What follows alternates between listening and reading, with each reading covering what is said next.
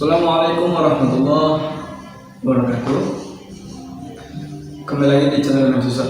Kini kita akan bincang-bincang soal masa depan, khususon kepada anak-anak rantau, anak-anak kuliah gitu ya. Nah, terkadang kita itu memikirkan yang namanya sebuah masa depan, karena masa depan itu tidak menentu, hanya Allah yang tahu. Dan masa depan bisa diubah dengan cara apa? Dengan kita melakukan kegiatan kita dengan produktif dan bisa menghasilkan sesuatu yang bermanfaat. Insya Allah masa depan kita juga nanti akan cerah, begitu ya. Terus kadang-kadang juga kita merasakan yang namanya titik jenuh atau ya ruwet lah, mikirin hidup, pusing, nggak ada tujuan, misalnya gitu ya. Misalnya orang-orang anak-anak yang sudah masuk ke mencari jati diri misalnya, ya seperti saya, seperti teman-teman juga ya.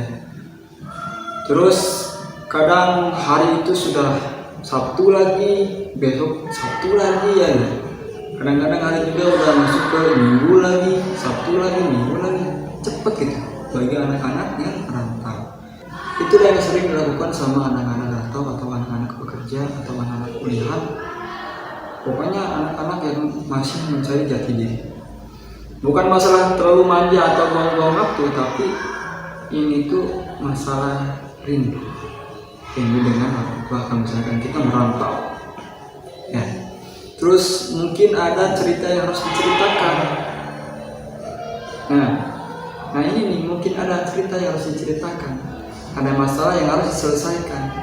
Karena setiap manusia pasti punya titik jenuh. Entah itu lelah menunggu, atau dunia yang membuat ia malu, terus tak ada lagi yang bisa diharapkan kalau misalkan bukan Allah dan orang tua.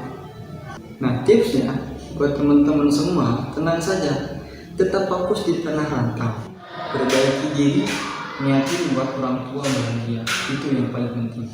Bukan hanya untuk gaya-gayaan, apalagi sia-siain orang tua kita menunggu, ya. Bukan hanya untuk gaya-gayaan, apalagi sia-sia orang tua kita menunggu. Mereka punya harapan besar supaya kita bisa membuat mereka tersenyum lebar. Nah, ya saya tahu mungkin berat rasanya jauh dari orang tua ya, yang merasakan itu. Tapi beginilah namanya perjuangan. Kita harus belajar mandiri, belajar dan terus belajar menuju lebih baik lagi. Tapi nanti kita harus tunjukkan kalau kita sukses itu karena perjuangan, bukan karena orang lain, apalagi orang dalam. Nah, orang tua bahagia itulah kesuksesan yang nyata. Nah, bukan karena orang dalam, apalagi orang sokokan. Dalam surat Al-Isra ayat 27 diterangkan, dan Tuhanmu telah memerintahkan agar jangan menyembah selain Allah, dan hendaklah berbuat baik